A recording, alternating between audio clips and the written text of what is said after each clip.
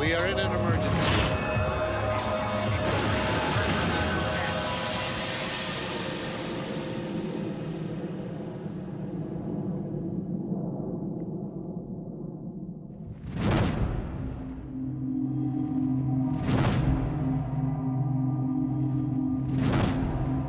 A giant aircraft stands on the tarmac at Marseille in France. It's been taken over by hijackers who are preparing the worst terrorist atrocity the world has so far seen. The men are heavily armed and carrying powerful explosives. The French Prime Minister faces a terrible dilemma. Storm the plane, lose 173 passengers and crew. But let it take off, and there'll be an even bigger price to pay. This will become a blueprint for defeating a terrorist hijacking. With eyewitness testimony and video recordings, this is the inside story of the hijacking the world forgot.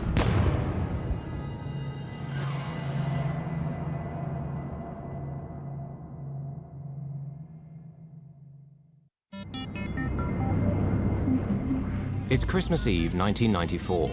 An Air France jet is on final approach to Algiers airport.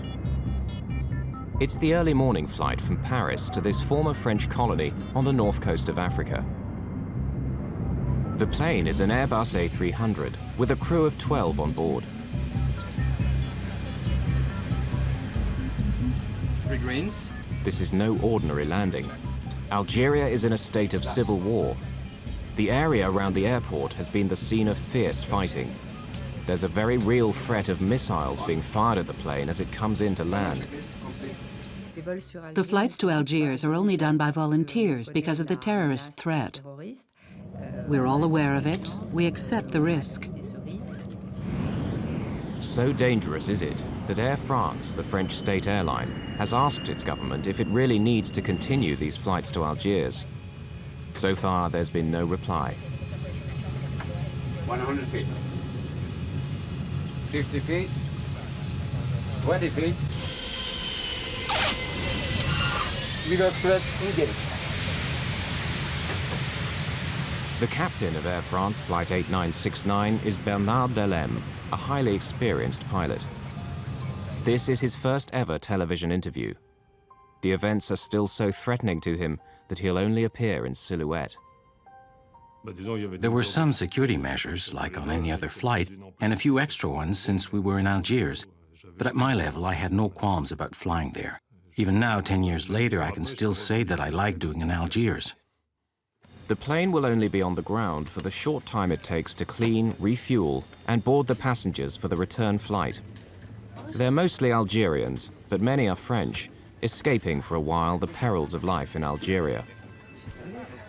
3 years earlier, Islamic fundamentalists had won the elections there, hoping to install an Islamic state. But then the military seized power and imprisoned their leaders. Since then, Algeria has descended into chaos. Like every other year, I decided to come and spend the holidays in France, and I had a cousin with me. I was chief stewardess at Air Algeria, and I wouldn't take any other flight but Air Algeria normally. But when I arrived at the airport, there were no seats left. The flight was full.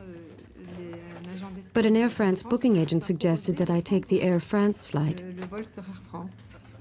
So I did. At least I'd be certain of taking off.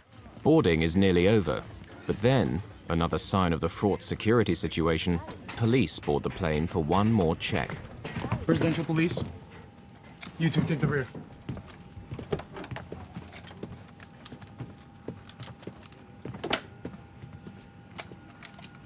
Police, nobody move, please. Presidential police, we're carrying out an identity check. All right. No, you stay here, we'll handle it. It'd be best if I made an announcement.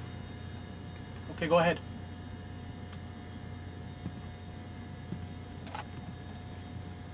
Ladies and gentlemen, good day. This is your captain speaking.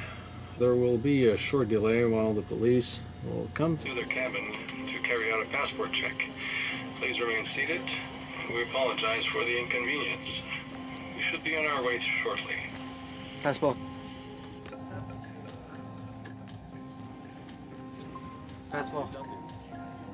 When they came towards us, they were armed. And that's really unusual. Passports, please. This unauthorized delay to Flight 8969 is making the military suspicious. Algerian special forces, known as the Ninjas, are already heading towards the plane. I looked outside and I could see the ninjas out there, the Algerian special forces. I said to myself, why are there so many of them? Tarut means infidels. And when he said that, I knew straight away that they were terrorists. There it was. All of you, get to the back! Hurry! Shut that voice of Satan! Sit down! You two, don't move! Nobody move! We are not the police. We are Mujahideen. The men are not police, but terrorists. They belong to a violent group of Muslim extremists. They aim to force an Islamic State on Algeria, no matter what it takes. And seizing the plane is part of that plan. Inshallah! When that happened, it was like a rock falling. Like lead. I don't know which. It was horrifying. Look at this! This is a very powerful bomb! There are others just like it! Ready for a great fireworks show in the sky! We are the Mujahideen of the people! God has chosen us to die, and you to die with us! The leader, 25-year-old Abdullah Yahya, is a notorious killer. There is nothing to fear! God awaits us all in his heavenly paradise!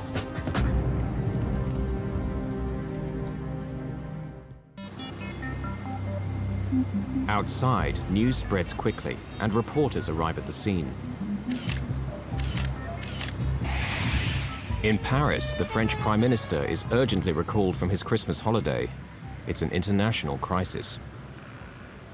I spent the whole afternoon on the phone trying to find out exactly what was going on. It was pretty confused. The Algerian authorities were determined to get tough, and it was difficult to discuss the problem with them. Give me your jacket, Captain. Back in Algiers, the terrorists decide to put on the flight crew's uniforms to confuse any army snipers.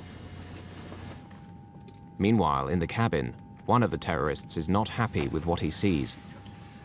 Cover your head! Cover your head more! You too! Their Islamic customs were not being respected. Men and women sharing the same toilets, sitting next to each other. And above all, women with their heads uncovered. That was intolerable for Lotfi, and it threw him into a rage. Lotfi's character is very peculiar. We called him the madman because really he was always on a knife edge. He had fits of rage. He was always on the brink of fury. What he saw there in the cabin was intolerable for him. He had to cover these women up. Now, 2 hours into the hijacking, the terrorists want to talk to the Algerian military. You in the tower! We have taken control of this Air France flights. We are the armed Islamic group. Do you hear me? Do you understand? Do you hear me? What is wrong with this thing? They don't hear me. They couldn't hear you because you both talked at the same time. You have to start again. You tell them. Do it. Air France 8969. What do you want me to say? The terrorists order Captain Delem to take off for Paris. They say they're going to hold a press conference there. But the plane can't move. The passenger boarding stairs are still attached, and the Algerian authorities have parked vehicles to block the runways. Air France 8969. The passenger boarding stairs are still in place. Please remove them immediately. They meet with a blank refusal. Things are starting to go wrong for the hijackers. The Algerian strategy is not to give way on a single point, but it's a dangerous policy, as they are soon to find out. We are going to blow up the wall! We are going to blow up the plane and everyone in it! Do you hear me?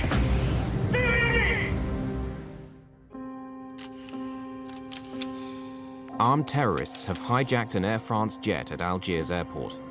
They want to leave for Paris, but the government won't let them. It's a stalemate for the moment. I'll say it one more time. Please remove the boarding stairs so that we can leave for Paris. You think we are joking? We will show you how we are joking. We are soldiers of God. We are ready to die. We will show them. The terrorists are about to send a message to the Algerian government. During the passport check, they've identified among the passengers an officer of the Algerian police. Then 2 rows behind me, there was a policeman. Can you come with us, please? We need your help. He asked the policeman to follow him. It's crazy, I don't know if he knew, but he was very hesitant. He was walking, but reluctantly, because he didn't know what was going to happen to him. Open the door, please.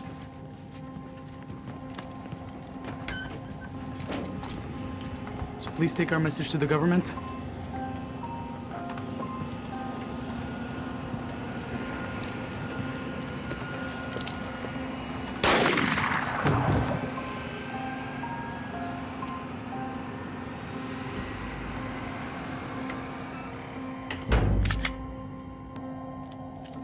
Few passengers are aware of the murder, nor are the pilots.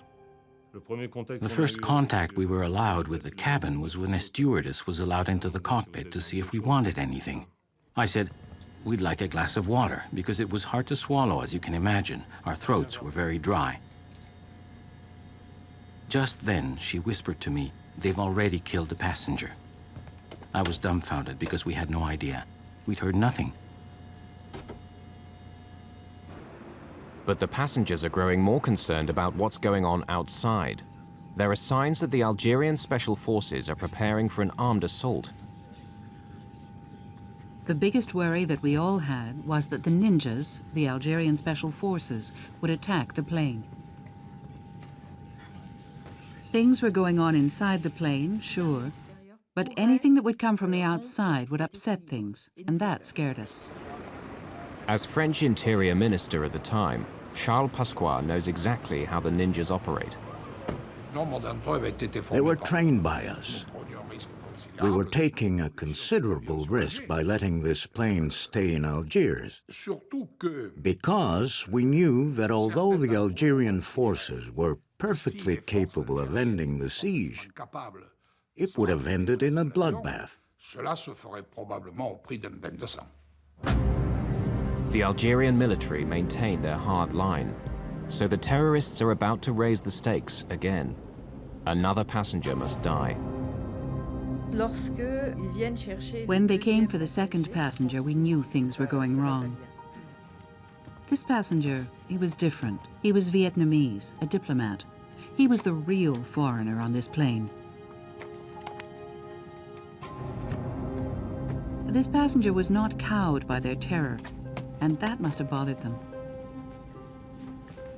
The Vietnamese diplomat believes that as an outsider, he's being released.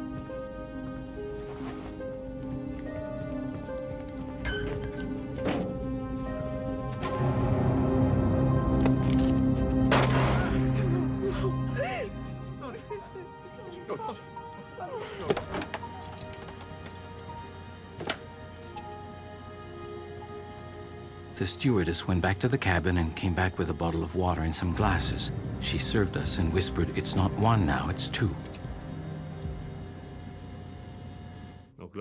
Immediately, I realized that we had really hit the jackpot. As the hours go by, the crew and passengers begin to recognize the different personalities of the 4 men.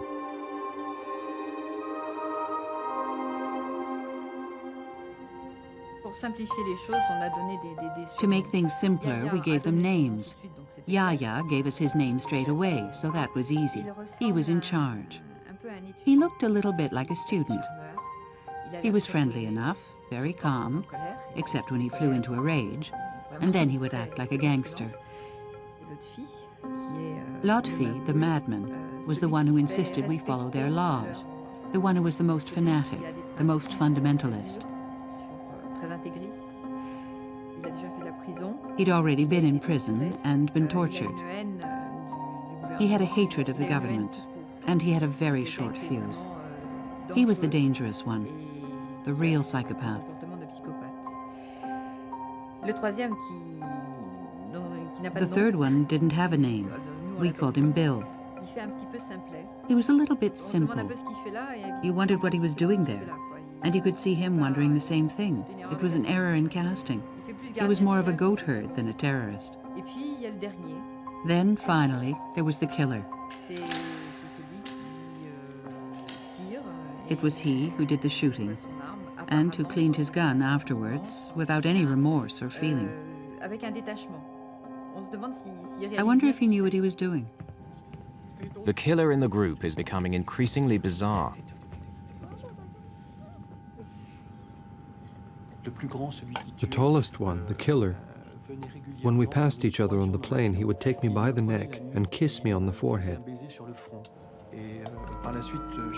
And later on, the meaning of this was more or less confirmed to me. People told me that this could be seen as the kiss of death. Finally, Morin plucks up enough courage to voice his fears. Can I say something? I want to ask you a favor.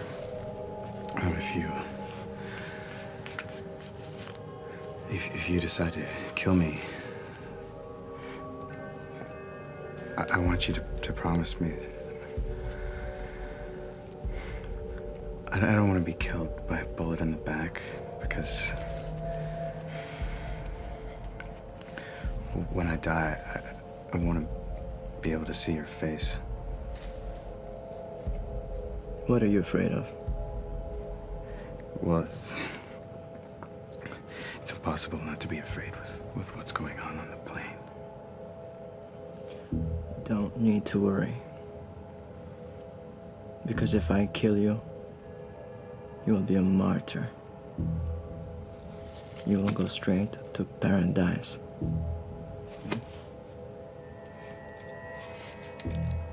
I can tell you that it didn't make me feel any better. In Algiers, it's stalemate. Neither side is giving way. In Paris, the French leaders are frustrated. They believe their own special forces could bring the hijacking to a safe end. But the Algerians refuse to let foreign troops in to sort out an Algerian problem.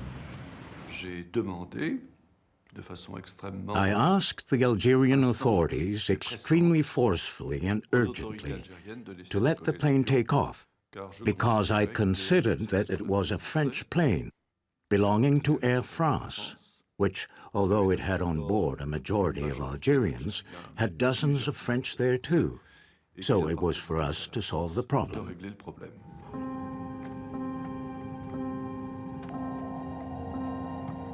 Night falls. Air France Flight 8969 is pinned down by spotlights. The passengers have now been held hostage for 7 hours. Initial panic has given way to a tense calm. Few realize that 2 passengers have been murdered. The crew is working hard to defuse the situation. All these buttons, like here, for instance, it's the APU, auxiliary power unit. The role of a crew in these conditions is to keep things calm, to earn trust, to keep things going, which is very important. At the start of a hostage-taking, it's always violent. You have to buy time, to calm people, to show what you're like, to find out who they are, and so on. And then try to gain their trust.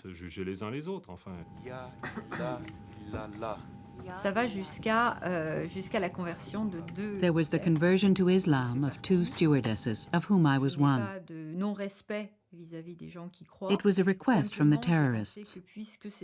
I don't have any disrespect for believers, but if it could help calm the terrorists down, then I didn't have any problem faking a conversion. We are going to blow up the world! We are going to blow up the plane and everyone in it! Do you hear me? Do you hear me? Through the night, the threats and ultimatums continue. But the Algerian government will not give in. It's a battle of wills.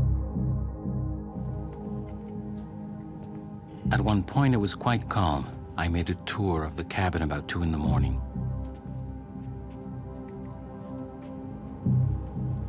There were 2 of them lying on the floor between door 1 left and door 1 right. I thought, look, 2 of them are asleep, one's at the rear, there's only 1 in the cockpit. If an assault took place now, maybe it wouldn't be so bad. But that's as far as it went.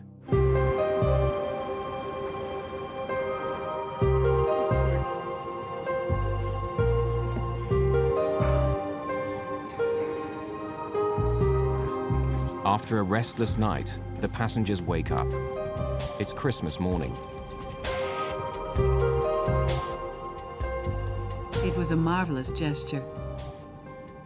There was one person we called Father Christmas because he said, "You've worked hard enough, now it's my turn." And he took round all the bottles of water and glasses to the passengers.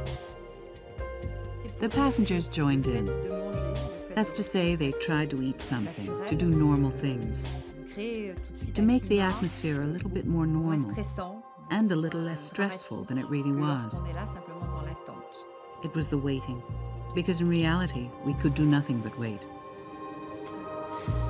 During the night, the French government has decided to send its special forces to the island of Majorca, as close to Algeria as possible without being accused of interfering.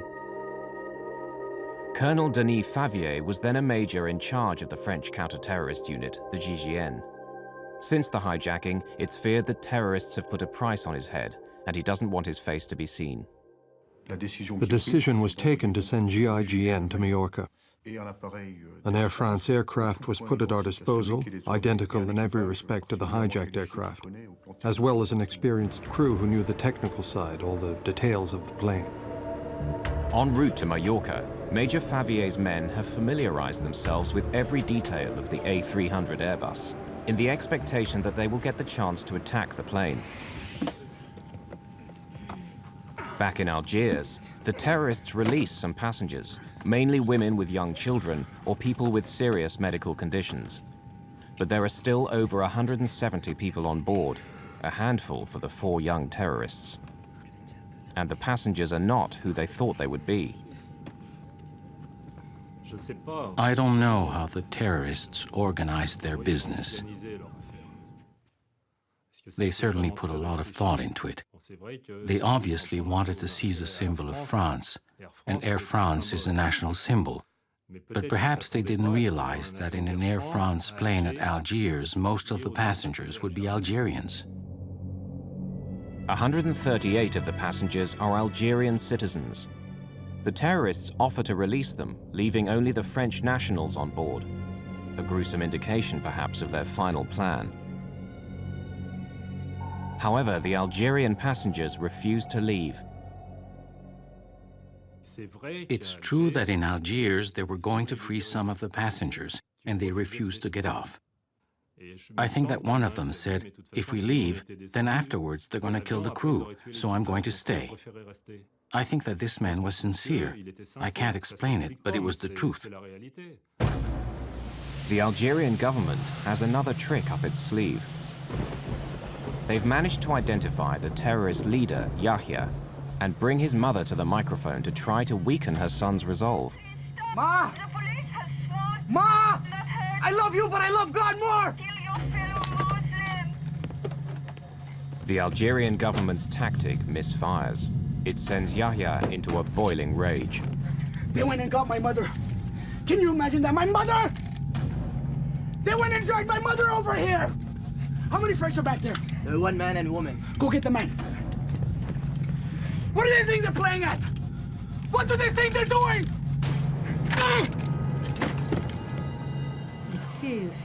He was furious. He had no intention of changing his mind. Even the love of his mother, even his mother couldn't do anything. Until now, the terrorists haven't targeted any French citizens. But their time has come. 2 staff members of the French embassy are on board, a secretary and a young chef.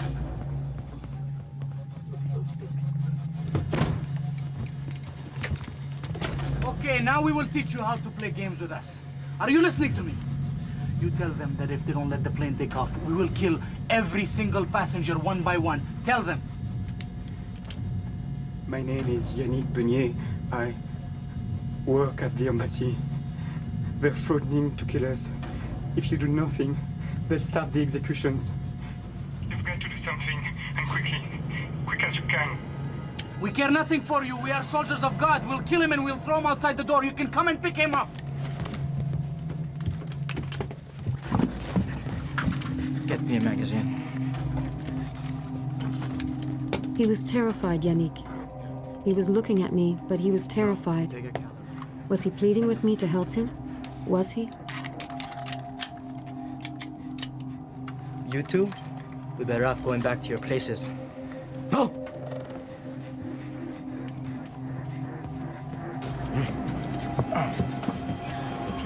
I was saying to myself, no, it's not possible. It can't happen like this. It's not possible.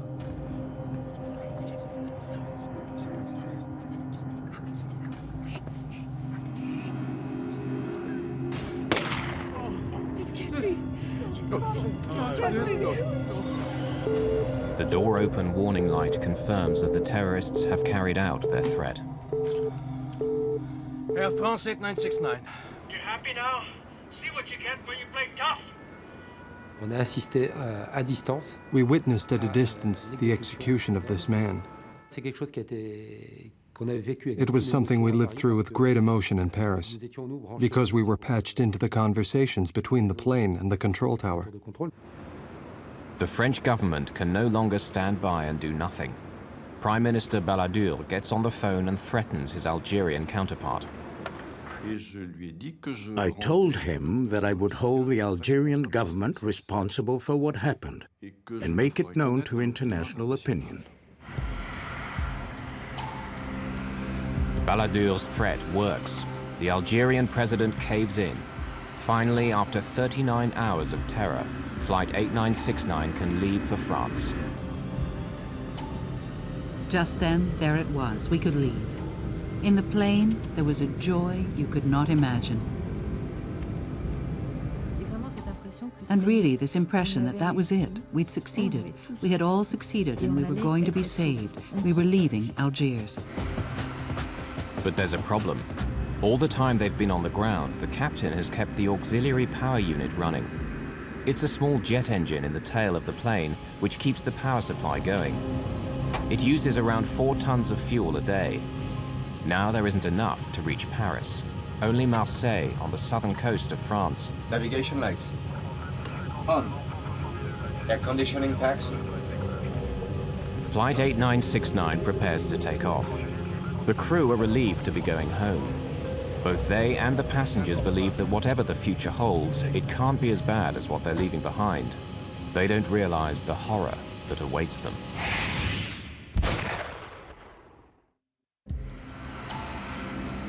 After 2 days of terror and the death of 3 passengers, the Algerian authorities are allowing Flight 8969 to leave for France.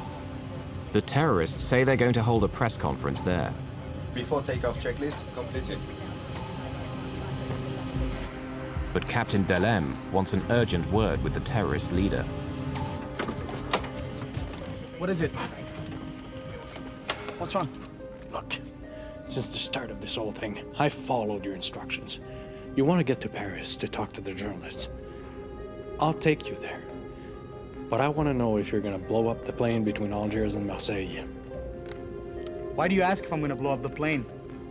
Because the responsibility for these passengers is on my shoulders. No, there's nothing to worry about for you or the passengers. We fly to Marseille, like you said, refuel the tanks, and then we go to Paris. I give you my word. All right. Good. Let's go. Me, I believed them when they told me that the plane would not be blown up between Algiers and Marseille. I don't know if they would have given me the same answer between Marseille and Paris. When someone's got explosives, they're not for making a birthday cake.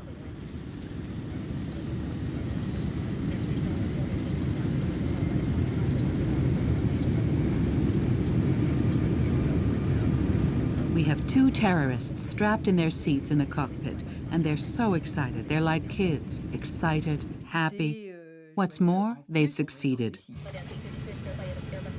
At 3:30 in the morning on the 26th of December, the plane approaches Marseille airport.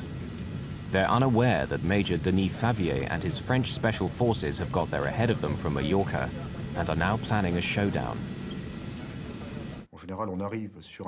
Normally you arrive on ground that's held by the enemy, but here it's the enemy who's going to arrive on ground where you are in total control. And that's a key element in the success of the operation. 50 feet. 20 feet.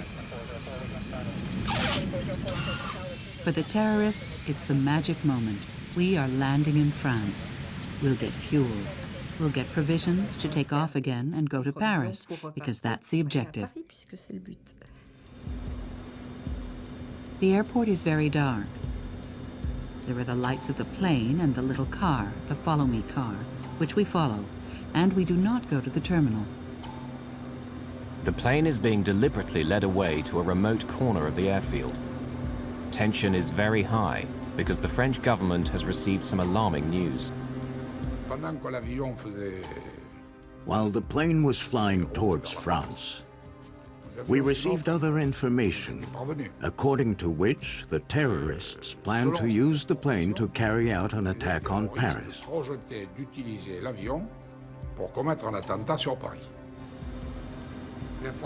The information was credible, and we took it seriously. So the decision was made that no matter what, the plane would not take off from Marseille. No matter how high the price may be, the plane would not take off. We picked a very precise spot for the plane to park, and then we just played for time.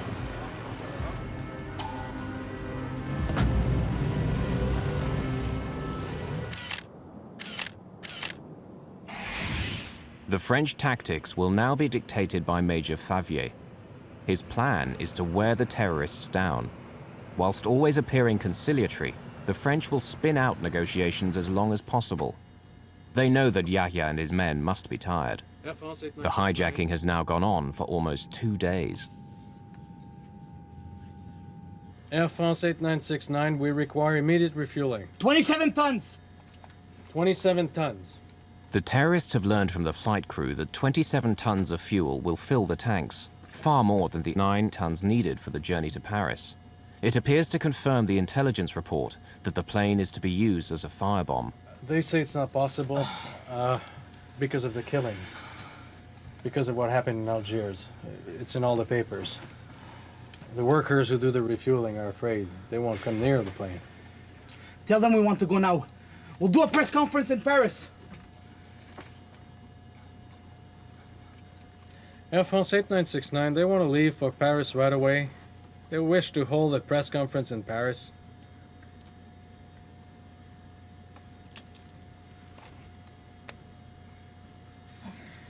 You say, why go to Paris while all the international press has come here to Marseille? They're all here. Why do a press conference in Paris? There's no point. We can do it here on the plane. Major Favier has baited the hook. Will Yahya bite? Tell them we want CNN. Tell them we want CNN. Air France 8969, they want to speak to CNN. The terrorists agree to a press conference aboard the plane, little realizing that it's all part of a clever plan. Tactically, this press conference was important because it enabled us to get some of the passengers moved to the rear of the plane. The negotiators asked that the front of the plane be cleared for the press conference. The real reason is to create a clear area for the French special forces when they storm the plane. Because what the terrorists don't realize is that the plane's doors can be opened from the outside. Are they coming? No, not yet. By now, the plane has been sitting on Marseille's taxiway for 12 hours. The French special forces know how many terrorists there are and where they are. It's believed the French special forces planted microphones on the fuselage of the plane. Now they're waiting for the sun to go down to take advantage of the dark. On the plane, they know nothing of this. They're still waiting for the press to arrive. Tower 8969. Everything's ready here. You can send the press now.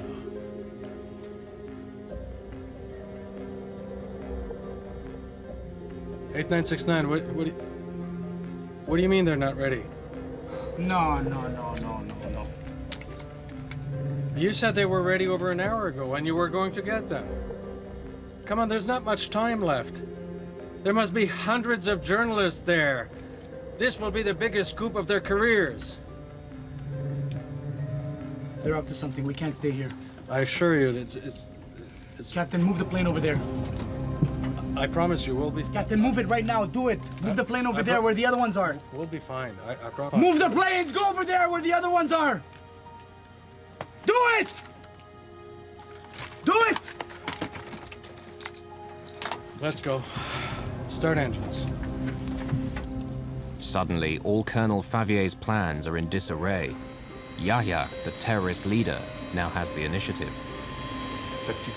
Tactically for us, the situation was very bad. Our positions were based on the plane being parked at point A, and all of a sudden it's at point B. So we have to reorganize very quickly. Captain Delem is forced to park right at the foot of the tower, close to the terminal and other flights. If they blow up the plane now, the casualties could be enormous. Tell them it's too late now! There won't be a press conference. It's too late. It should have been done.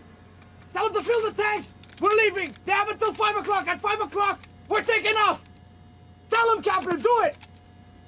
I've had it. Do it. Air France 8969.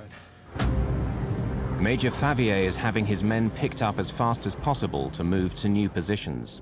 He puts snipers on the terminal roof, where they'll have a view of the cockpit. He only has a few minutes to set up his emergency plan, a cavalry charge of passenger boarding stairs. 3 air stairs and 30 men.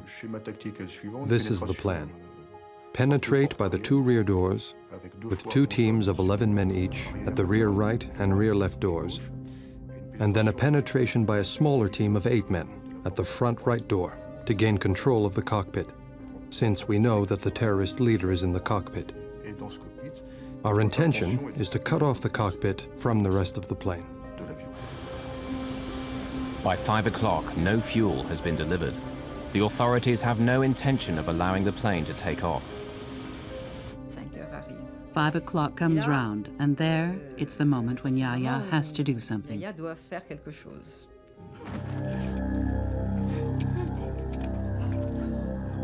Yahya enters the cabin to choose his 4th victim, but he seems reluctant.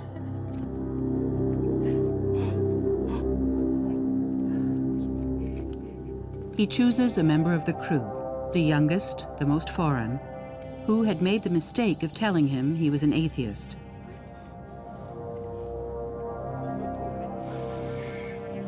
I don't want to do this. But I got no choice.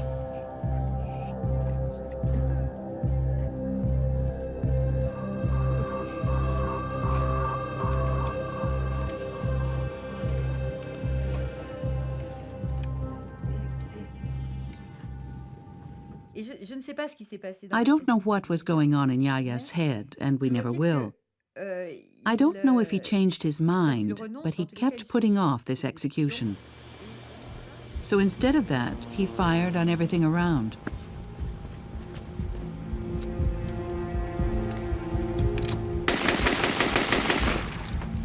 The hijackers know they are in the endgame.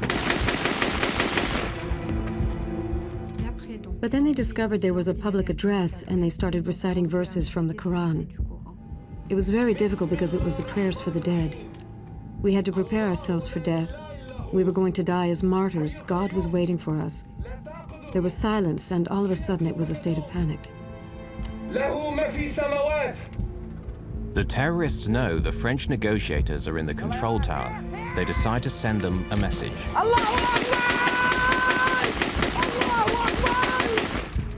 One of the terrorists opened the side window of the cockpit and hosed down the control tower. The glass shattered all around us. We were literally machine-gunned. Since we had landed in Marseille, there had been some moments of tension, but nothing like what seemed to be about to happen. Comme ça avait l'air de se présenter. We're gonna succeed in our mission, Captain. Don't worry about that. Major Favier has been given carte blanche by the French Prime Minister Edouard Balladur. He decides the moment has come to act.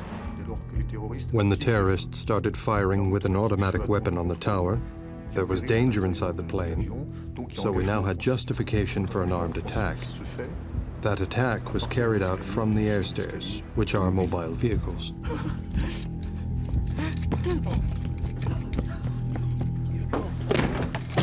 They're coming, the terror are coming! At that moment, everybody understood, them and us, that it was the beginning of the assault. The cavalry charge is underway. This is actual footage of the attack. There are 8 of us on the front right air stair. The first air stair gets to the aircraft. There's a small problem with the height, as it was a little bit higher than the door. The door hits the top of the air stair, a slight step back, the door opens, the air stair touches the plane, and the group goes in. Then it's the apocalypse. Get down! Get down! And then the group that has gone in comes under a deluge of fire from the terrorists who shoot at everyone who enters, an extremely murderous fire. There's not a moment's doubt about the nature of this gunfire. They are shooting to kill. At the rear of the plane, the other 2 squads of Favier's men enter. So I hear, hands on your head, don't move, hide, get down as low as you can. I just wished to escape. The situation we were in was extremely violent, so I pulled the overcoat I had over my head so I wouldn't see the tracer bullets whizzing past, nor what was going on around. Hundreds of bullets are whistling through the cabin. Grenades are exploding. There's smoke and confusion everywhere. I was in a rather bad spot, so I tried to make myself as small as possible. You stop breathing, and you imagine that you're hard enough to stop the bullets. The snipers on the terminal roof can see the terrorists in the cockpit, but frustratingly can't get a clear shot. The co-pilot is blocking their view. But that problem is about to be solved.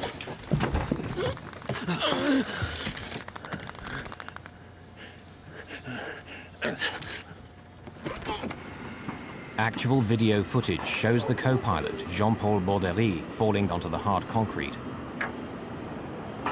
Yet he still manages to stagger away to safety.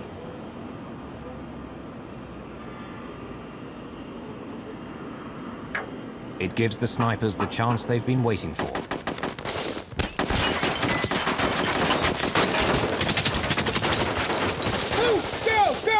At the rear of the cabin, the French Special Forces is evacuating the passengers through a hail of gunfire. But cabin steward Christophe Morin finds himself unable to escape. I tried to take with me a woman, a passenger who had been sitting next to me, but she was too fat, she could not come. So we just held hands. Unbelievably, only a few minutes after the assault began, most of the passengers have been rescued. By now, only 1 terrorist is left alive, but he's going down fighting. There was only the flight engineer and me left in the cockpit. We looked at each other, and there's just this one terrorist. He looks at us, one after the other. His 3 colleagues are here, dead or nearly so. Out of spite, he could have killed both of us. He didn't. What more can I say? I think that after 54 hours, there is mutual recognition and respect, quote-unquote, between the terrorists and the hostages. Yes, bonds were created in this drama. And I think these bonds were activated, and that they perhaps contributed to saving the lives of some members of the crew. The French news footage captures amazing scenes of the battle. A GIGN man is blasted out of the plane by gunshots. The The final surviving terrorist holds them at bay for almost 20 minutes, but his time and his ammunition are running out.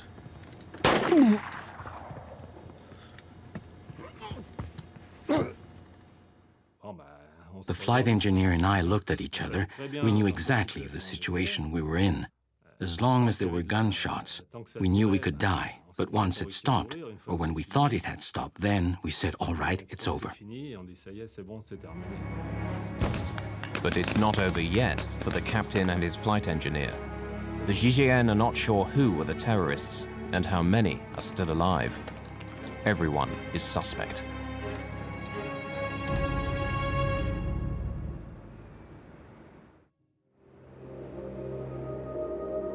The battle around the cockpit has been so fierce that everyone believes the flight crew are dead.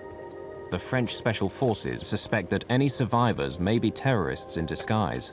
The flight engineer is hustled off the plane and handcuffed. Get up! Hands on your head. I'm the captain of the plane. I will get out, but not with my hands on my head. I would never have left the cockpit with my hands on my head. After all I have been through, I would not be punished like a child. When we saw Bernard and Alain come out, we couldn't believe it. Alain was handcuffed and his shirt was covered in blood. He said, "I'm deaf, I'm deaf." But we said, "Yes, but you're alive." We told them, "He's our flight engineer, let him go." It was incredible.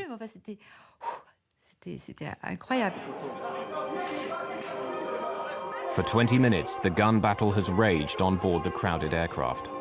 Hundreds of shots have been fired, numerous grenades exploded. Yet all 173 passengers and crew have survived. Captain Delem himself escaped with bullet wounds to his right elbow and thigh. The crew had a specific responsibility, the duty to save the hostages and to safeguard the plane. The crew in general and the captain in particular, they all rose to the occasion. 9 of the 30 GIGN men have been wounded, 1 seriously. When I assessed the gravity of the GIGN men's injuries, and when we learned that none were fatal, then yes, I could consider that the operation overall had been a success. Out of the 161 passengers who survived the hijacking, only a few have suffered slight injuries. A huge relief to the French Prime Minister. I cannot say that I was calm that day, but I considered that there was no other decision to be made than the one I took. So the only thing that was left for me was to hope that things would unfold well. And as a matter of fact, they unfolded exceptionally well. I would not have dreamed that they would go that well. All the French special forces and the crew members received high national honors for their courage. For a long time, I kept seeing the faces of the 3 dead passengers that I couldn't save. Then, when the time of the medals came, I realized that I had helped save 170 people. It's a lot more gratifying, and it allowed me to mourn and get over it. I don't wear the medal, but I'm proud of having it, and I consider that we deserved it. We only did what we were supposed to, our job. It was a textbook mission, one of the most successful anti-terrorist operations ever carried out. But the traumatic experience will never leave the survivors. Zahida Kakachi, the passenger, could not stay in Algeria. She became so anxious about her safety, she emigrated to France. Stewardess Claude Bernard was thanked by Air France, but never worked for them again. Christophe Morin suffered the same fate. Since this horrific experience, his outlook on life has changed radically. He now works for a charitable organization.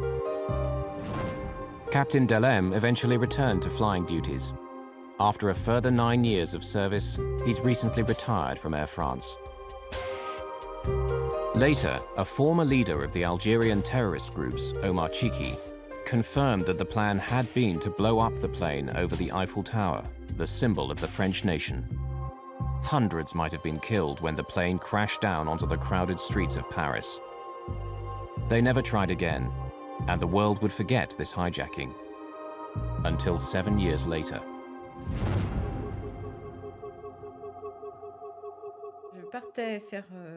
I went to do some shopping and I bumped into a friend who said a plane has crashed into the World Trade Center. I went home and stayed sitting in front of the television for 24 hours. I couldn't move or eat or do anything. All those images came back to me, and I asked myself, is that what was supposed to happen to us?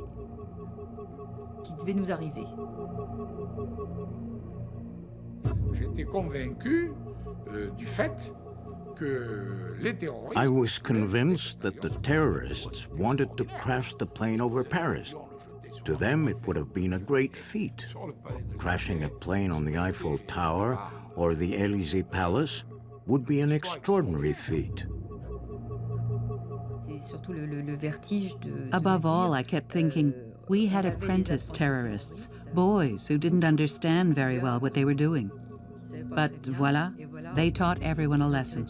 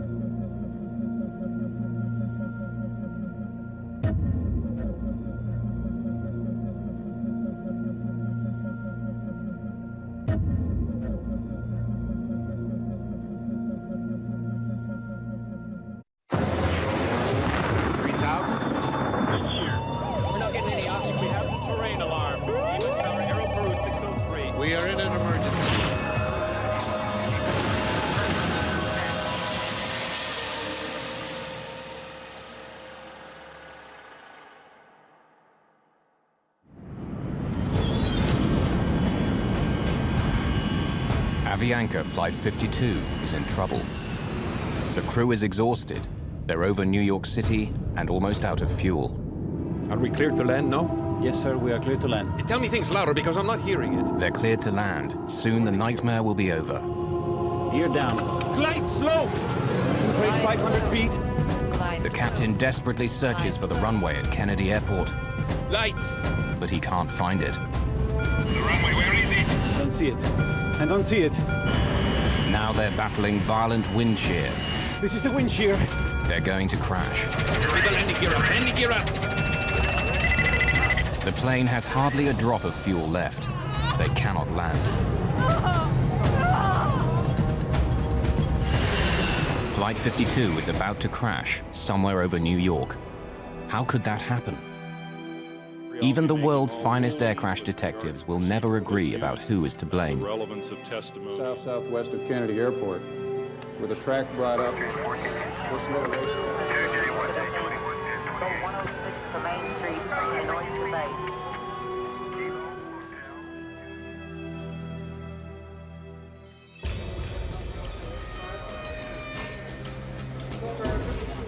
January the 25th, 1990.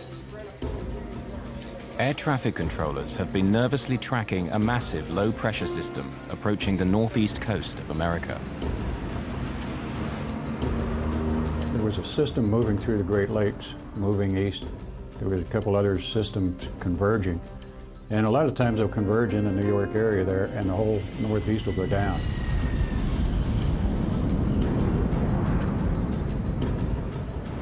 The weather is already near the safe minimum to land a plane. Flights will have to be cancelled or delayed. The terminals will be choked with thousands of angry passengers.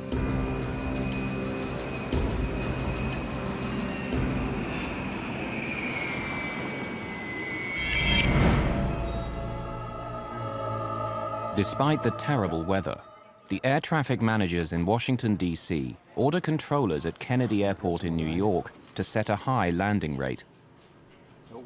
Air travel is vital, and they're under tremendous pressure to delay or cancel as few flights as possible. There's pressure because that's the business they're in. The business is moving passengers from A to B. That's what the airlines are paid, and the controllers are paid to help that work. Management in Washington, D.C. is pressuring New York to take on more flights than they feel is safe. Despite the weather, they want them to land 33 aircraft per hour. We don't like it. We're going to have the worst possible conditions for landing aircraft at Kennedy Airport. We can't use runway 13. We have to use runway 22 because of the conflicts with other airports. And because of the winds, we don't like the rate of 33 an hour. 33 is it, and you'll take it. Scores of overseas flights with thousands of passengers are already on their way. They have to land somehow. What are we going to do with foreign traffic? We'll just give them airborne holes. Well, we know we're going to have wind shear and missed approaches, and this is going to be a very bad day. I've got very bad vibes about this day. No. 33. You'll shake it. And that set the scenario at about 7 or 8 in the morning before we left Medellin. At 7 or 8 in the morning, the scenario was set for this accident to happen. But within the next few hours, fog and low clouds have closed the main runway at JFK. Now, whatever their bosses say, the controllers won't be able to land 33 aircraft an hour.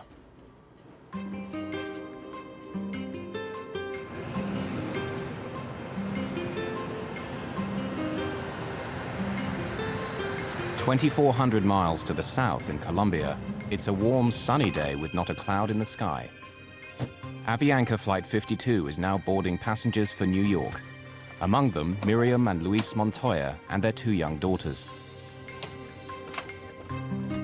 I remember during that day in the morning, before we boarded the flight, I talked to a friend that was going to pick us up at the airport in New York.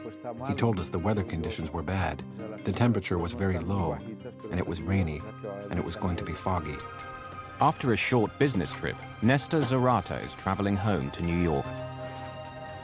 I received a telephone call telling me that if I could be in the airport in half an hour and not ask any questions or request anything, I would get on the direct flight to New York. In the cockpit, flight engineer Matthias Moyano monitors the loading of over 13,000 pounds of fuel, making a total of 80,000 pounds. Enough for the journey, plus an extra 2 hours flying time. Bianca 052 Heavy, request clearance for takeoff, runway 11. Just after 3 o'clock in the afternoon, Avianca 52 takes off from Medellin with its maximum allowable fuel load. The Colombian airliner heads north for the United States with 158 passengers and crew.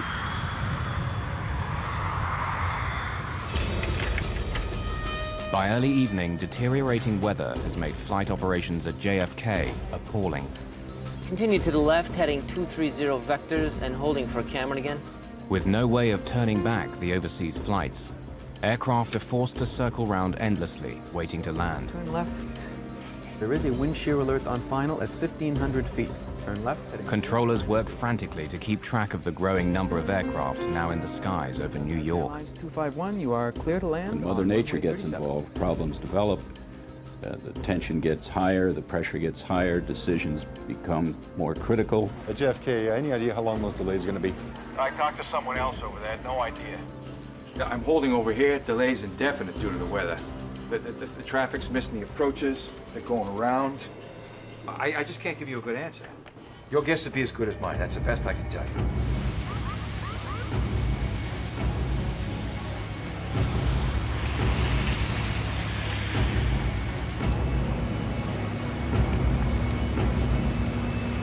JFK Airport in New York now only has one runway for landing, and aircraft are queuing up to use it. In the near blackout conditions, several planes have to abort their landings, which only adds to the delays. On Flight 52, they know none of this. The crew neither receives nor requests the weather for New York or for their alternate airport, Boston. In this case, Avianca 52 had the capability of calling several different stations or could have called their own dispatch operation in Miami and got an update on the weather. We don't really have any evidence that they checked with anyone to get the updated weather for JFK and their alternate Boston. It's inconceivable to me that someone with a responsibility of other people's lives would fly into a deteriorating condition without checking about, hey, do we have a way out of this place? Avianca 52 enters the airspace near Norfolk, Virginia. After 4 hours in the air, New York City is now less than 40 minutes away. 51-year-old Captain Laureano Caviedes is a seasoned pilot who's been flying with Avianca for 27 years. But his English is poor. All communications with air traffic control will be handled by the 28-year-old co-pilot, Mauricio Klotz. The third man in the cockpit, flight engineer Matthias Moyano, is experienced, but like co-pilot Klotz, he has only 4 months of flight time in the 707. They were a highly experienced flight crew who had been into New York several times previously on behalf of Avianca. So they were familiar with the route and the procedures, and highly experienced pilots. Washington, good evening. Avianca 052 Heavy, flight level 370. Avianca 052 Heavy, Washington Center, roger. Avianca 052, I'd like you to make a right 360-degree turn. And I need you to get a pencil ready for holding instructions at Norfolk. Okay, 360-degree right turn at Norfolk, Avianca 052 Heavy. Avianca 052, you ready to copy your holding instructions? Go ahead, sir. All right, Avianca 052, you are clear to the Norfolk VORTAC. Hold south on 174 with right turns and 20-mile legs. Flight 52's troubles are about to begin. They're being diverted out over the Atlantic Ocean near Norfolk, Virginia, and placed in a holding pattern. Here, the aircraft will fly an elliptical racetrack pattern while it waits for further instructions from air traffic control. They don't know about the bad weather ahead, but with enough fuel for more than 2 hours of flying, there's no cause for alarm.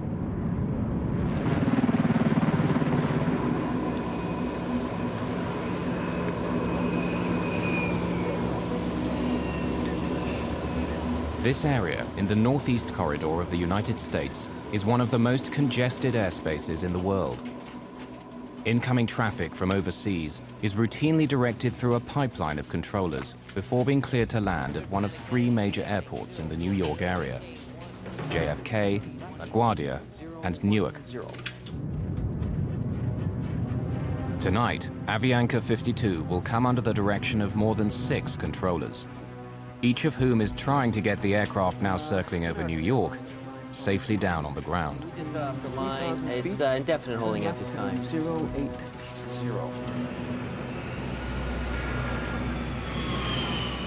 We just had 3 missed approaches on 22 right. We just went below the minimums. We just had 4 misses on 22 right, which is our primary runway. The visibility is getting worse, and it's worsening. All right, how many are you holding? Well, we're still holding the 12 or 13 we had earlier. We're expecting some pretty lengthy delays in another hour or so. While air traffic controllers try to cope with the increasing backlog of flights, Avianca Flight 52 circles for 19 minutes over the Virginia coast, waiting for permission to continue its journey to New York. Avianca 052, expedite descent through level 33. Just leave flight level 330 within 3 minutes, please. Okay, we'll leave 330 within 3 minutes. Avianca 052 Heavy. The Avianca jet is on its way to New York at last, but they have no idea of the trouble that awaits them.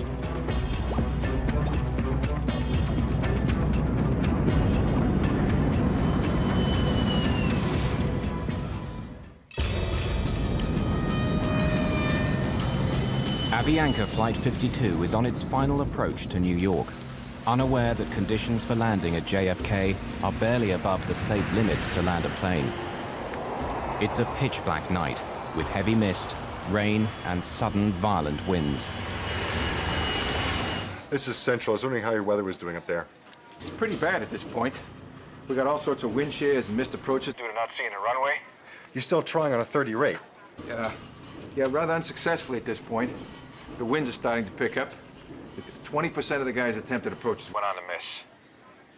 When the northeast goes down, it goes down. It goes down for a big area. And a lot of quick decisions have to be made. You just can't say, wait a minute, stop.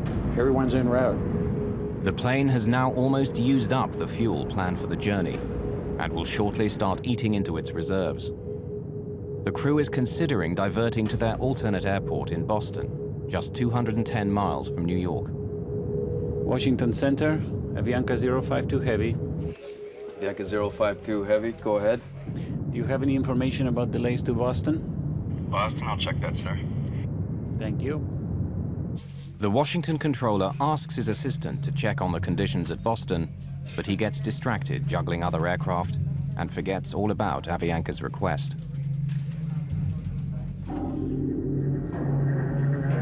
While Flight 52 is left waiting for an answer that never comes, their precious fuel supply is slowly draining away.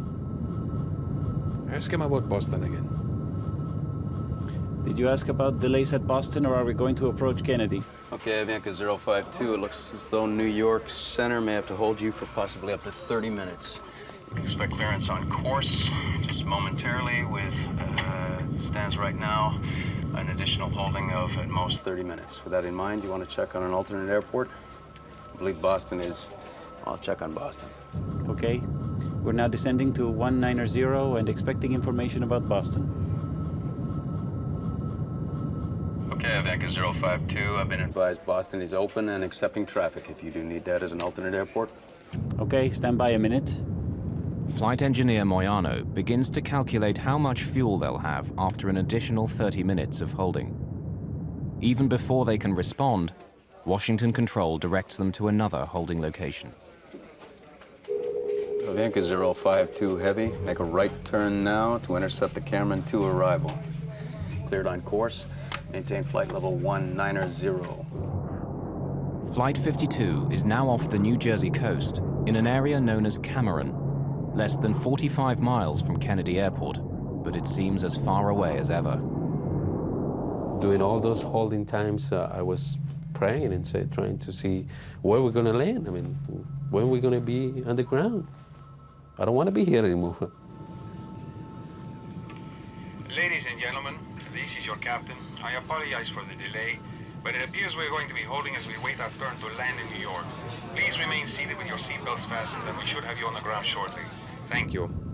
There was a point where the captain announced that there was traffic in the New York City area and that we would be on hold for a while and that he would get back to us.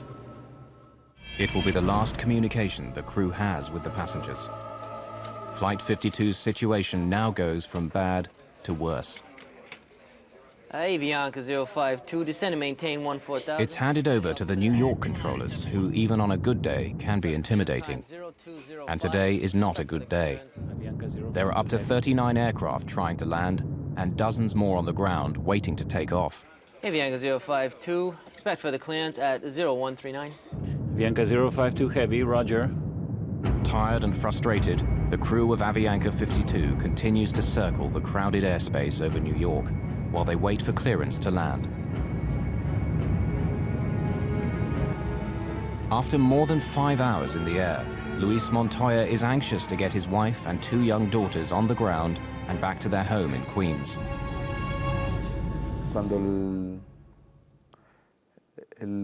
As the flight started to prolong, we started to feel uneasy. My wife was carrying the baby at all times, and we were wondering what could be happening.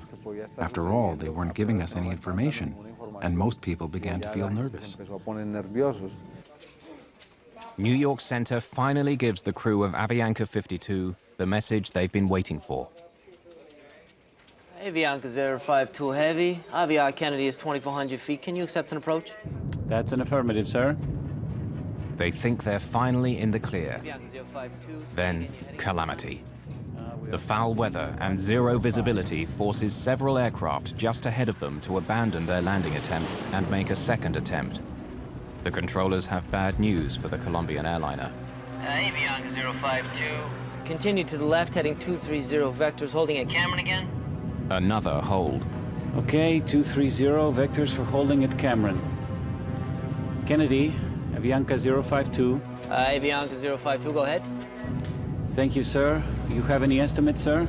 Avianca 052 Heavy, I might be able to get you in right now. Stand by. Thank you. The crew wait silently and hope.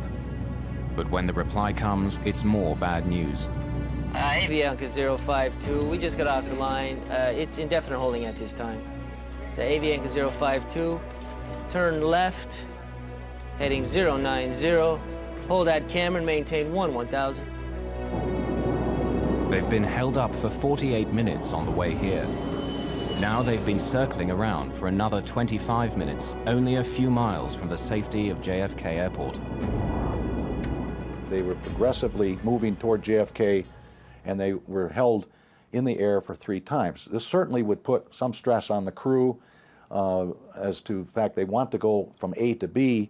They don't want to fly in a racetrack for an hour just holding. At 8:55, the cockpit voice recorder begins recording the last 40 minutes of Flight 52. The crew at this stage seem resigned, or are perhaps too timid to complain. Moments later, Avianca is given more unwelcome news. Avianca 052, expect further clearance time 0205. Expect further clearance in 20 minutes. It's now that the stress level in the cockpit begins to rise. 0205. Well, I think we need priority. We are passing out of fuel. Avianca 052, roger. How long can you hold and what is your alternate? Okay, stand by a minute. The flight engineer quickly calculates the remaining fuel. Yes, sir, I will be able to hold for 5 minutes. That's all we can do. Avianca 052, roger. And what's your alternate? We said Boston. But it's full of traffic, I think. Avianca 052, say your alternate again. It was Boston, but we can't do it now. We'll run out of fuel.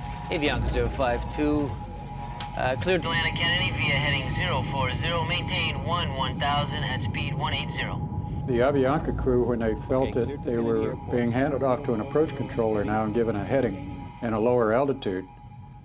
I'm sure in their minds they thought, well, they even commented on the cockpit voice recorder, we're being handled or we're being taken care of.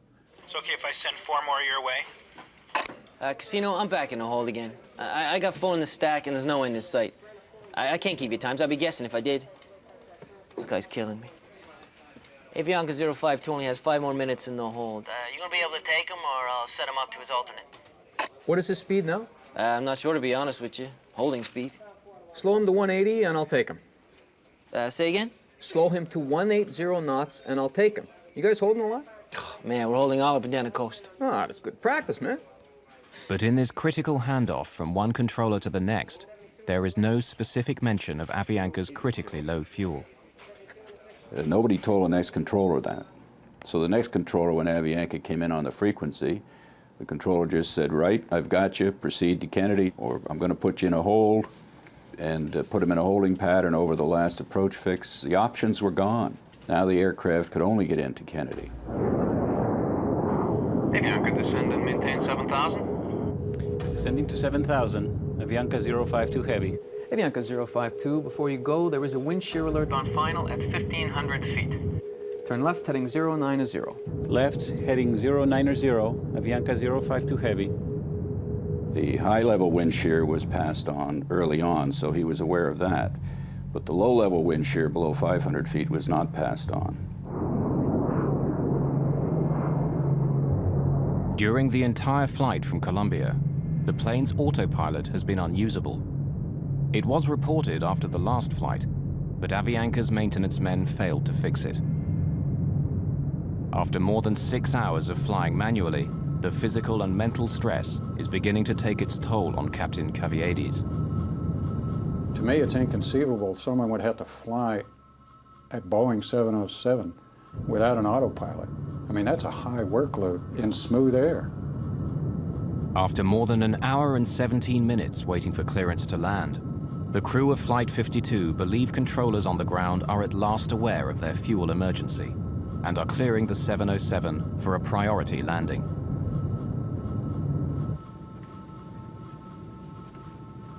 In the cabin, the flight attendants and passengers have no idea that their plane is dangerously low on fuel. Then the go-around procedure is stating that the power be applied slowly. In the cockpit, the crew now hastily discuss the go-around procedure, what the manual says they must do if they can't find the runway through the fog and low clouds and have to go around a second time. It's standard procedure. Power be applied slowly and to avoid rapid accelerations and to have a minimum of nose-up attitude. To maintain what? Minimum nose-up attitude. That means... Flight engineer Moyano is concerned that if the captain were to pull up the plane's nose too sharply, all the remaining fuel would slosh to the back of the tank, causing engines to stop. Covered on fuel during the go-around. What it means is it doesn't contain fuel for feeding itself and a flameout could occur. And it is necessary to lower the nose again. Right now we are proceeding to the airport inbound. We have 17 miles. Roger. This means we'll have hamburger tonight. Avianca, descend and maintain 3,000. Descend and maintain 3,000. Avianca 052 Heavy. 3,000 feet. They got us. They're already vectoring us. No, they are descending us. And they are giving us priority. Avianca 052 Heavy. Contact Kennedy Tower 119.1. Good day. Only minutes before landing, Flight 52 is handed off to a JFK tower controller whose shift is about to end. Avianca 052 Heavy, Kennedy Tower 22 left. Your number 3 following 727 traffic on a 9-mile final. Avianca 052 Heavy, roger. Can I lower the landing gear yet? No, I think it's too early. If we lower the landing gear, we have to maintain a very high nose attitude.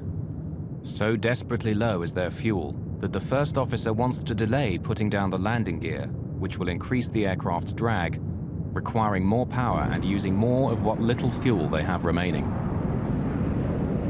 I was so happy. For me, it was like a joy. I mean, we're going to land soon, and this is going to be end. Avianca 052, what is your airspeed? Avianca 052, 140 knots. Avianca 052, can you increase your airspeed 10 knots? 10? Okay, 10 knots, increasing. Increase. 10 knots more. Tell me things louder because I'm not hearing it. Lower the gear. Gear down.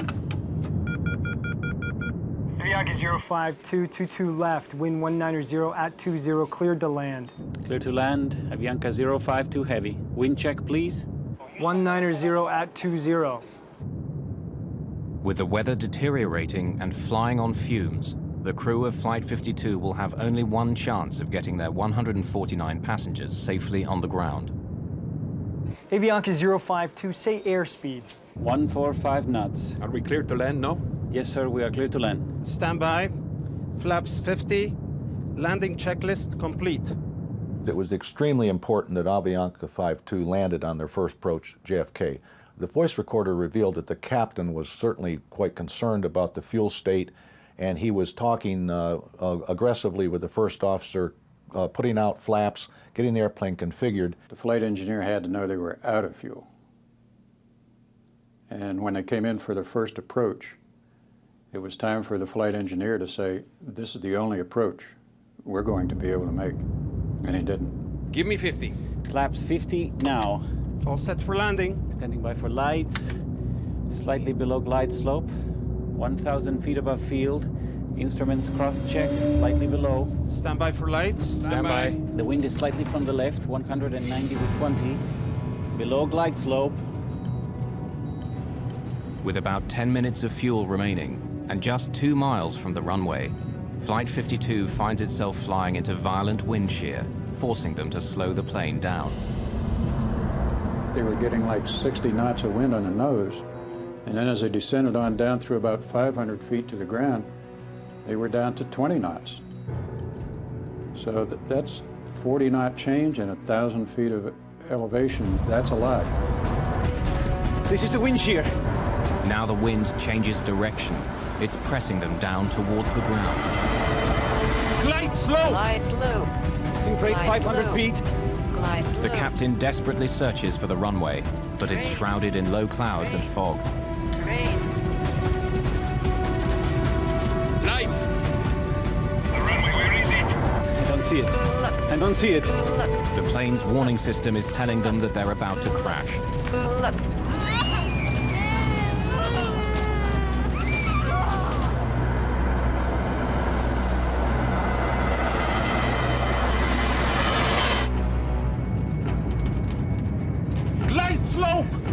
rate, 500 feet. Just 2 miles from touchdown, Flight 52 has been caught in violent wind shear. To save the plane, Captain Caviedes applies full throttle, burning up more of the plane's precious fuel. Give me the landing gear up, landing gear up!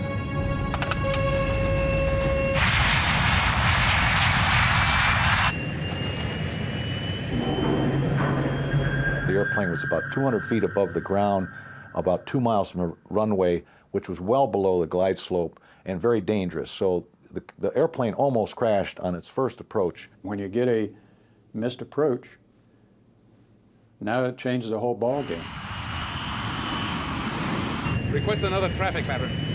Executing a missed approach. Avianca 052 heavy. The operation of pulling the plane up in the missed approach was a very violent one. It was a very steep climb.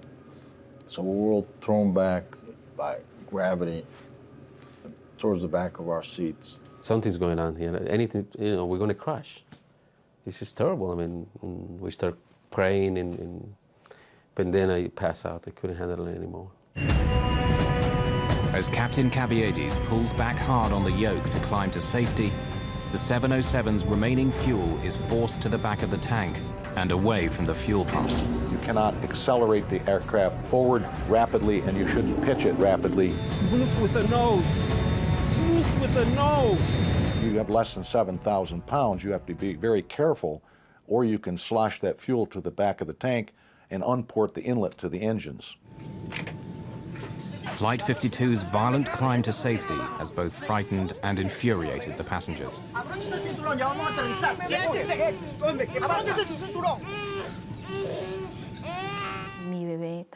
My baby Daniela also started to feel uneasy and began to cry. We began to get the feeling that something was about to happen. I buckled up with the baby just in case there was a problem. She's very little, and I was concerned that my weight could have crushed her. I had her in my arms, and we began to say the Lord's Prayer.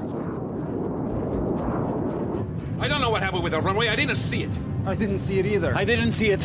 Avianca 052, you were making a left turn, correct, sir? Tell him we are in emergency. 2,000 feet. That's right, to 180 on The heading, and we'll try once again. We are running out of fuel. Okay. What did he say? I already advised him that we are going to attempt again. Advise him we are in an emergency. Do you tell him? Yes, sir, I already advised him. But the tower controller, at the end of his shift, transfers Avianca 52 to his counterpart in approach control. They'll have to begin all over again. Contact approach on 118.4. Approach, Avianca 052 heavy. We just missed a missed approach, and we are maintaining 2,000. Flaps 14. Avianca 052 Heavy, New York. Good evening. Climb and maintain 3,000. Advise him we don't have fuel. Climb and maintain 3,000. We are running out of fuel, sir. Okay, fly heading 080. Did you already advise him we don't have fuel? Yes, sir, I already advised him. We are going to maintain 3,000, and he's going to get us back. As they get back in the pattern and circle the field and come back in again. That again adds to the traffic jam that was being created at Kennedy Airport. Avianca 052 Heavy, I'm going to turn you about 15 miles northeast and then bring you back onto the approach. Is that okay with you and your fuel? What did he say? The guy is angry. I guess so. Thank you very much. These guys were out, and they didn't say we were out. And he allowed the approach control to vector him way out in the original pattern and 15 miles north of the outer marker again. Flight 52 is instructed to fly a long approach pattern for another landing attempt. The plane is down to its last dregs of fuel as the crew waits for final clearance from ground controllers.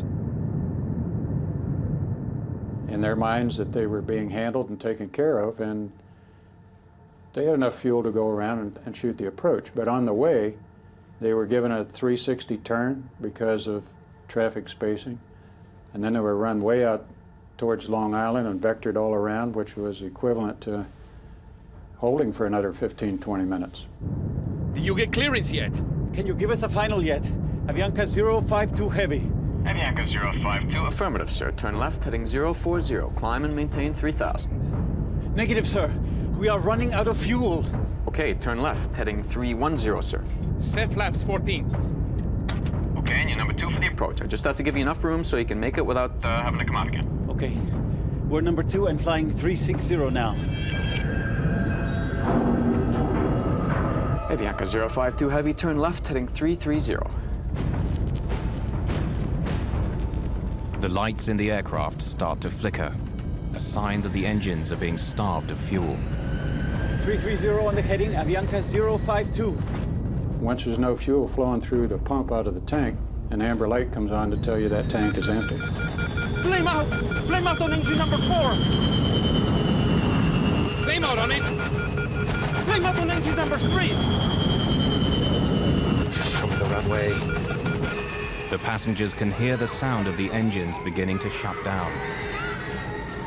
When the engines went off, I looked over to the lady that was sitting next to me, and I asked her to give me her hand. And I philosophically accepted, I might die here. This is it. Avianca 052, we just lost 2 engines, and we need priority, please. Avianca 052. Turn left, heading 250, intercept the localizer. 250, roger. Select the ILS. ILS. Avianca 052, you're 15 miles from the outer marker. Maintain 2000 until established in the localizer. Cleared for ILS 22 left.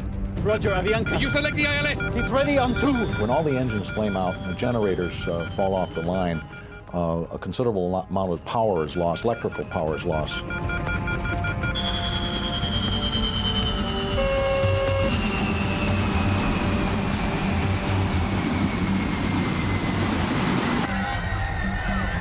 In the cabin, the screams, the crying, and then this terrible sound of the wind against the fuselage as the plane drops from the sky.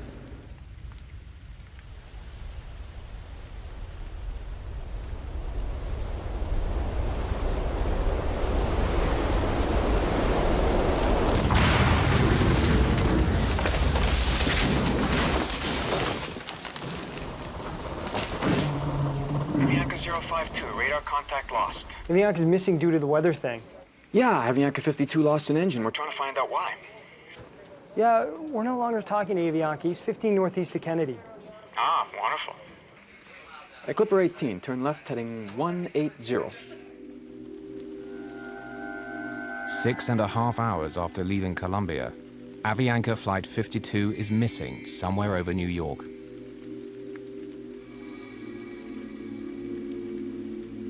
Yes, hello. I live in Cove Neck in Oyster Bay, and there is a plane crashed in our yard in front of our house. When I woke up, the first thing that I did, I put my hand over here in my back, and I was bleeding. I said, oh my God, we crashed. Both my legs were broken, and I had, blood all over the place. El asiento en el que estaba sentada la hija mía, sí recuerdo que estaba. The seat where my daughter was sitting was totally destroyed by pieces of steel that happened to have come from the wing. Pedazos de hierro que entraron del ala y lo. I found my baby Daniela amongst the pieces of a torn-up, twisted chair. And I picked her up like this, and she was drenched in blood. Bañada en sangre. Avianca Flight 52 has crashed on Long Island, New York, less than 17 miles from JFK Airport. From deep in the woods, medical technician Bob O'Brien can hear the survivors before he can see the shattered 707. What I first heard was there were just some people who were crying in pain, but it was apparent immediately what had happened when the plane hit the mountain and just stopped dead. It just fell out of the sky. That's how witnesses describe the crash of Avianca Flight 52. A strangely silent crash. There's not a big fire here. That will make it easier for investigators to examine if there were any gas or engine problems. There have been reports of lightning in the area just before the plane went down. The spokesman for the controllers union says that Kennedy is critically understaffed, a problem that is compounded by bad weather. Rescuers have not yet given up on finding more victims. Lo primero que me acuerdo es que yo miro y First thing I remember is that I looked up and I saw a priest. He was praying for me and I was lying down on the ground. Right above us, I saw 3 or 4 helicopters flying over us. 3 o 4 helicópteros volando encima mío.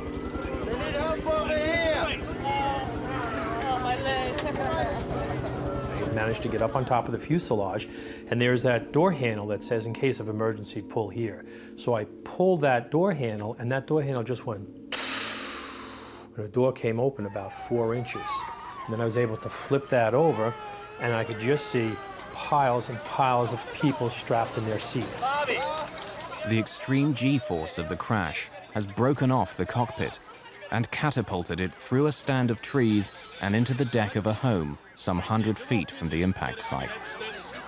We couldn't get into the cockpit to get to the pilot and the co-pilot. All those chairs, they all just hit that cockpit door and just piled into that fuselage, and just all that added weight and all that inertia now just took over in the front of that and just popped it off, and it rolled to its left side and stopped up against the tree.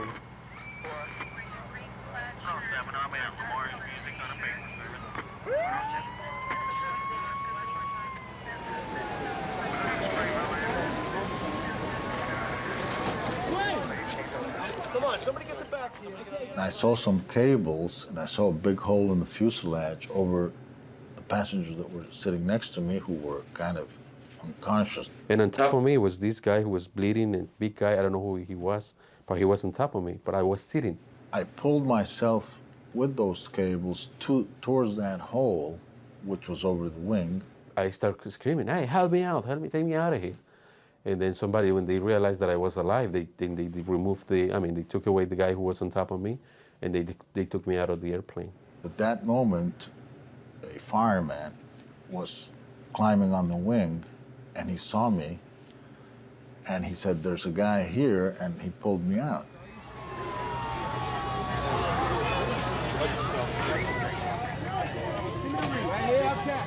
"37 fire and rescue companies from Nassau County are quickly mobilized. The rescue is the largest pre-9/11 operation of its kind in the New York area. That little girl was sitting up on the fuselage and she was crying, "Mi madre, mi madre."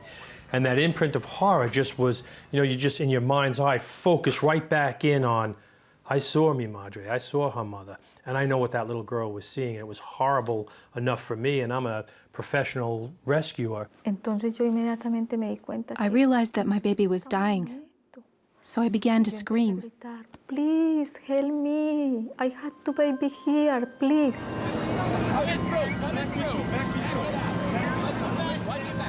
The plane has crashed in the wealthy neighborhood of Cove Neck, near the home of the father of tennis star John McEnroe. Medics set up a makeshift triage unit on his lawn. When daylight breaks 10 hours later, 85 survivors have been pulled from the wreck.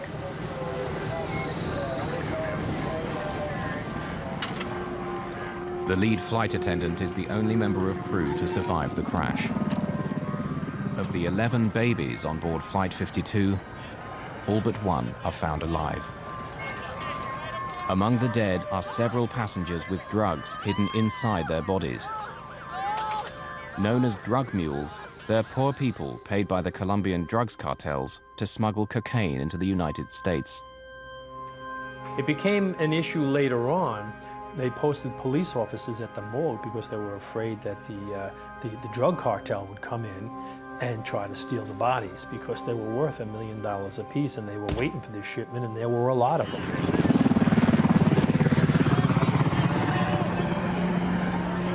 Bob O'Brien scours the tail section for survivors and finds FAA investigators struggling to remove the aircraft's black boxes.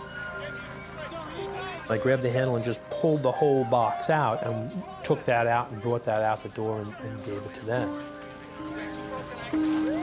Even as people are being pulled from the wreckage, the on-site investigation begins.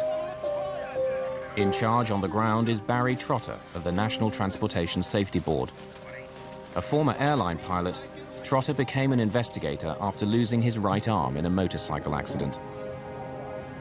The condition of the aircraft was really astonishing to see that much of the structure was left in the condition that it was in. It hit right on about a 28-degree embankment, and with the wings and all the other trees, it only slid 28 feet, so it hit and stopped instantly. Unaware of the details of Avianca's troubled flight, investigators quickly find a valuable piece of evidence. You could look at the engines right away and you could tell the engines were not turning. So there was no power on the engines.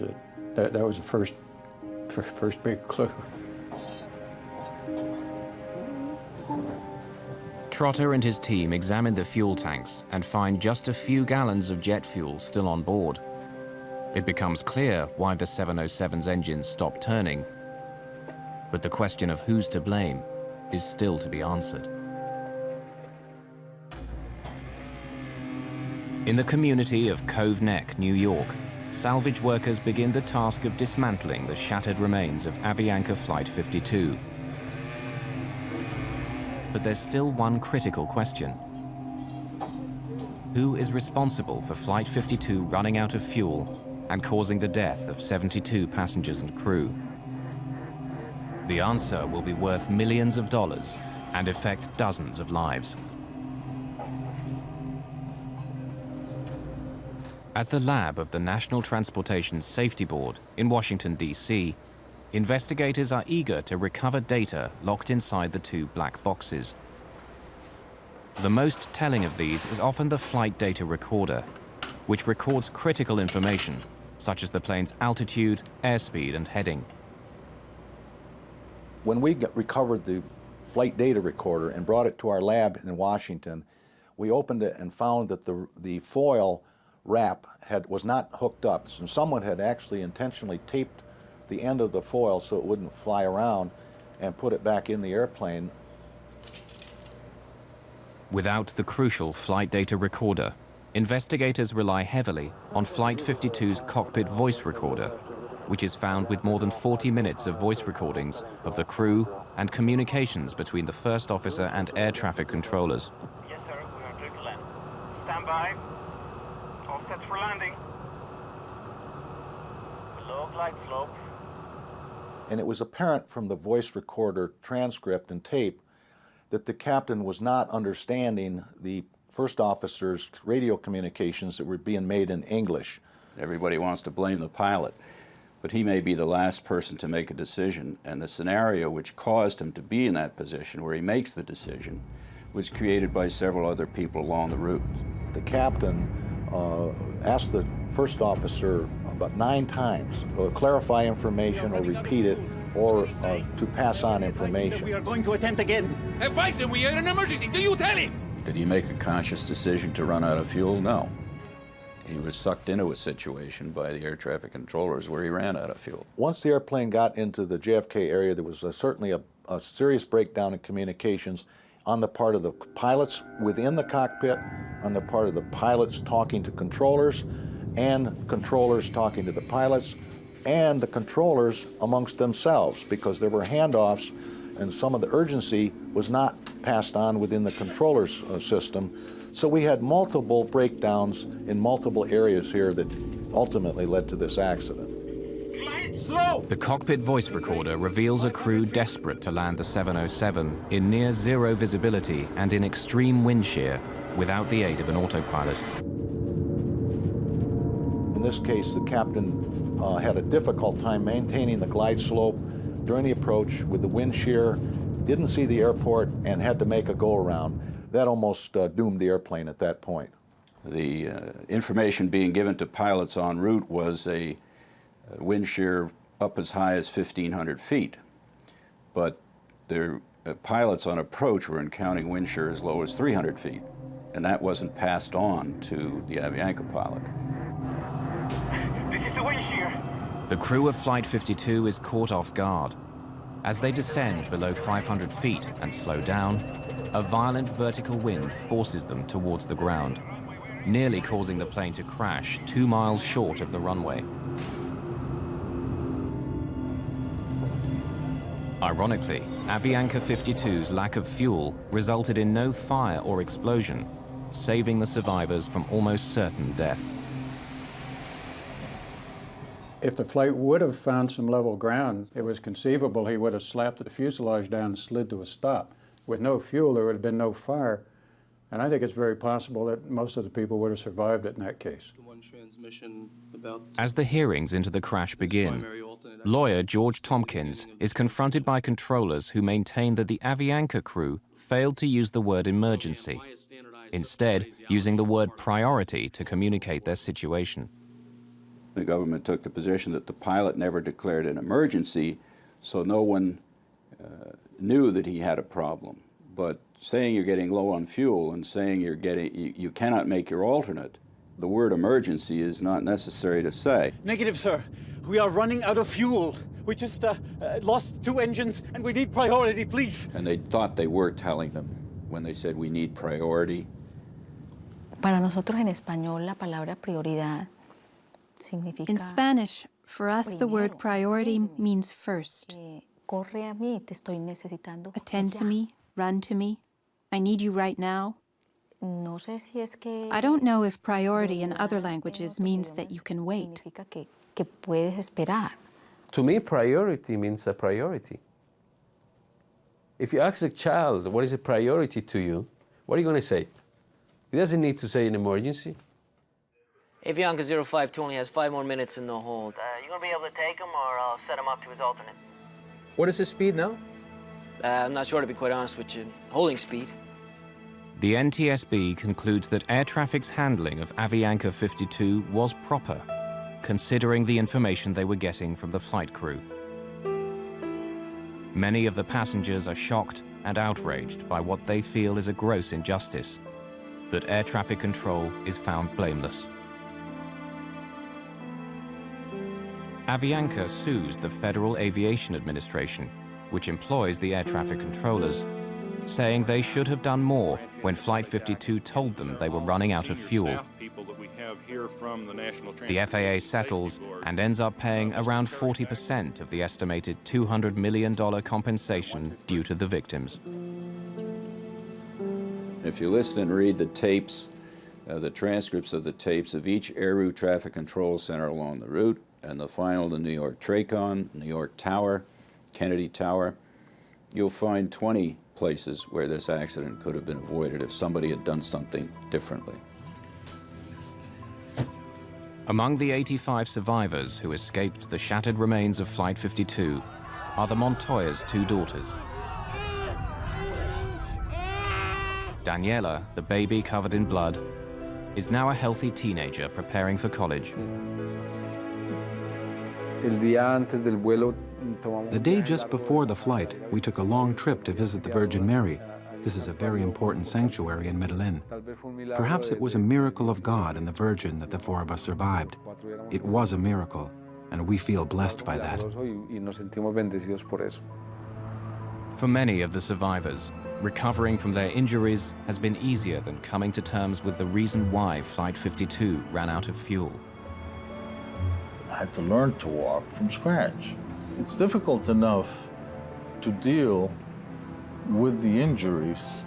It makes me very angry to think that a plane went down with 161 souls and almost half the people lost their lives because of a word.